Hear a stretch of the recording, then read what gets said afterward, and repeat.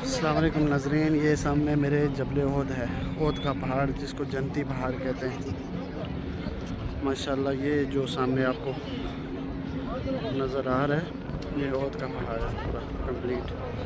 तकरीबन 7 किलोमीटर इसकी लंबाई है और 2.5 से पौने 3 किलोमीटर इसकी चौड़ाई है और इसी को कहा जाता है जन्नती पहाड़।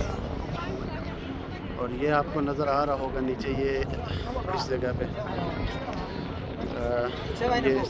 ये शुहदा की ज़ियारत हैं जिसमें सैयदना मीर हमज़ा भी हैं, अब्दुल्ला बिन जैश भी हैं और मुसब्बिबुल उमैर भी हैं और बाकी सहाबा इकराम भी इस जगह के अंदर हैं। और ये मस्जिद है, मस्जिद ओहद ये वाली। माशाल्लाह बड़ा खूबसूरत मंजर है, माशाल्लाह बड़ी ज़बरदस्त किस्म की रश है, ग्रुप्स वगैरह आए हुए हैं। ये है जबल रूमा, इसको जबल रूमा कहते हैं, इसको जबल रूमा कहते हैं।